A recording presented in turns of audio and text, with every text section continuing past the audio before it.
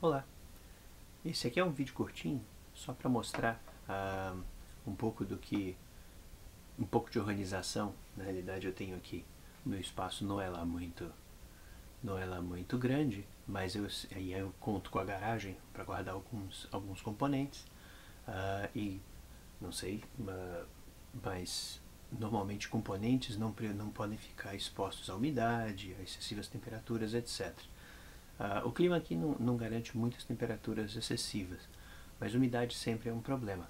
Então, normalmente eu uso umas caixas dessas, plásticas, com uma certa vedação aqui na lateral e jogo essa tampa aqui com essa vedação azul. Ela garante uma boa isolação contra variações de temperatura, de umidade. Então eu guardo os componentes principalmente aqui embalados também em saquinhos. Então, só para garantir, o que normalmente eu tenho são saquinhos que eu mesmo fiz de silica gel. Na realidade é uma técnica muito simples, que você usa dois filtros de papel de café, põe o silica gel dentro e cola na lateral. Então ele faz um bom trabalho aí de absorver a umidade. A outra coisa que é muito interessante de ter, toda vez que você compra um componente ou recebe às vezes um componente, vem com essa cartelinha de umidade. E essa cartelinha de umidade, ela dá uma boa indicação se os componentes estão, se o ambiente que os componentes estão imersos está muito úmido ou não. Então isso dá uma certa segurança, só para ver se os componentes estão bem armazenados ou não. E obviamente que, enfim, aí você tem várias coisas. Outra coisa muito importante também, além da umidade, é botar labels, botar etiquetas identificadoras, porque depois fica uma confusão de achar onde você botou que componente. Então isso é uma das coisas bem complicadas. Só umas dicas, né? Uma outra dica que normalmente às vezes quando se compra componentes, eles vêm, principalmente componentes through hole, né? Componentes de pinos, né? Aqui no caso são vários capacitores, não sei se vai dar para ver muito bem. Eles vêm nesses rolos aqui, que são os rolos típicos que você vai comprar, por exemplo, quando você compra uma quantidade bastante excessiva, que a quantidade padrão aqui varia muito, mas em geral é de 1.000 a 2.000 peças, 2.000, 2.500 peças nesse rolo aqui. Esse rolo é feito para ser colocado nos feeders, né, nos alimentadores das máquinas que fazem a colocação automática em placas de circuito impresso. Método industrial. Evidentemente, se eu trabalhasse na indústria, eu usaria isso aqui, eu não jogaria isso aqui fora. O problema é que dá para notar. O espaço que isso aqui ocupa é absolutamente imenso. Então, uma outra dica é tentar arranjar, como eu consegui arranjar aqui, os vidrinhos. Isso aqui eu aprendi com meu pai. Você arranja os vidrinhos de conserva aí dos produtos que você normalmente consome, pega os capacitores e joga e põe eles dentro aqui, o tipo de componente específico, porque isso aqui consome muito menos espaço do que isso. Isso aqui empilha um pouco melhor e tal, mas esse aqui certamente vai consumir um pouco mais de espaço. Dependendo do componente, você também pode botar mais um saquinho de silica gel aqui dentro e vai dar uma garantia um pouquinho melhor. Um outro detalhe muito importante dá para notar aqui, não sei se a câmera vai focar, já focalizou, essa etiqueta está horrível, mas é a etiqueta. A etiqueta tem várias informações que são extremamente úteis. Então, nesse caso aqui, do vidrinho, é só botar a etiqueta do lado de fora e vai estar tudo tranquilo. Nesse caso, eu tentei tirar a etiqueta está rasgando. Então, uma boa câmera fotográfica em foto macro, e aí você consegue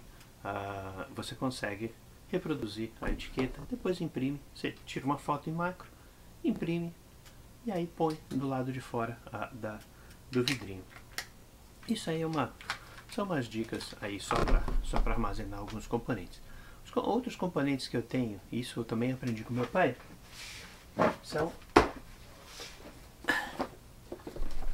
utilizar, no caso aqui eu tenho transistores e diodos, vários transistores e diodos. Isso aqui normalmente a gente utilizava as caixinhas plásticas ou então uns envelopinhos.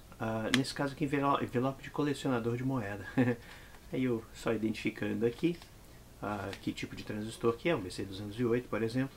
E você pode também, dependendo das cores, eu uso no caso azul para transistores NPN e vermelho para transistores PNP. Aí o tipo de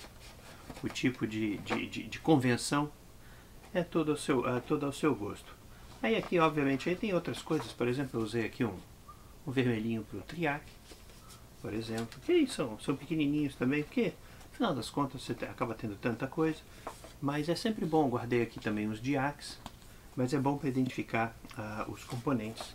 Outra coisa também interessante, no meu caso aqui, eu tenho também diodos nessa mesma caixa. Aqui, bom, marquei com verdinho um varicap, diodo de variação de capacitância. Aqui o famosíssimo 4148, o saquinho é bem gordinho, então cabe bastante. Isso é um diodo tão de uso comum, né? Tem o 4007, o 4006, enfim, vários outros. E aqui no outro caso também, eu também guardei os Zeners, e eu estou categorizando eles por tensão. No caso aqui, eu ponho o modelo e a tensão de trabalho deles, que aí facilita quando você está na busca aí do seu componente, porque isso é uma das coisas interessantes. Esse método de envelopinho eu aprendi com meu pai. Ele caracterizava capacitores, ele guardava capacitores e resistores. No meu caso, eu tenho um pouco de capacitores. Como eu tenho quantidades elevadas, eu tenho os capacitores em caixinhas como essas, que também dão uma certa... também são uma solução, são uma alternativa aos envelopes. Provavelmente quando você tenta botar capacitores desse tamanho em envelopes, você na realidade vai praticamente botar 2 ou 3 por envelope. Então, nesse caso, para componentes muito grandes ou em número muito grande de componentes, vale mais a pena a gavetinha. Por outro lado, se você tiver só componentes muito pequenininhos, a gavetinha consome muito espaço. Então é isso aí. Bom, gavetinhas tem também essa possibilidade aqui. Isso aqui também eu aprendi com meu pai. E existe muita controvérsia. Ups. Se você colocar isso na internet, se for buscar isso, existe muita controvérsia. Mas eu, por exemplo, armazenando os componentes CMOS, os circuitos integrados que são sensíveis à estática, né, do nosso corpo, eu comprei umas folhas de papel, umas folhas de espuma, e coloco os componentezinhos um a cada lado. Aqui no caso, dependendo do modelo, às vezes só para apinhar cada vez mais os modelinhos. E aqui tem os identificadores que eu uso nas caixinhas. Esse método da caixinha eu aprendi com meu pai. Na época, no Brasil, a gente não tinha acesso a essa espuma. Essa espuma era caro, era impossível de você encontrar. Então, um outro método que meu pai, isso também aprendi com meu pai, usava, é botar o componente dentro de uma folha de papel alumínio. Isso aqui é um método super barato, você não precisa de mais nada, você usa a folha de alumínio da sua casa e protege o componente contra estática. E só sob certos cuidados, você só tem que manter o cuidado de você não colocar a sua mão ou sua mão antes de colocar o componente, sua mão antes no papel alumínio, porque pode gerar uma certa diferença de tensão. Enfim, todo esse papo de estática garante um vídeo completamente novo. Mas isso aqui basicamente é só para comentar aí sobre o método de armazenamento. Isso aqui eu aprendi com meu pai também. Usar essas caixinhas, tá? A gente normalmente guardava transistores e diodos nessas caixinhas, mas os transistores são tão pequenininhos que é como eu falei antes. A caixinha é boa se você tem volume, como no caso dos circuitos integrados, em que você acaba apinhando junto com a folha de com a espuma de antistática, né? Espuma condutiva antistática. No caso dos transistores de diodos, eu achei melhor botar nos envelopes, porque aí uma caixinha daquelas consome muito menos espaço. É isso aí. Eu acho que é só umas dicas de, de armazenamento aí. Eu efetivamente não faço tão bom trabalho aí em conseguir armazenar as coisas de maneira tão efetiva, mas a gente tem que trabalhar com o que tem. É isso aí. Espero que vocês tenham gostado. Esse é um vídeo curtinho. Espero que vocês tenham gostado. E até a próxima.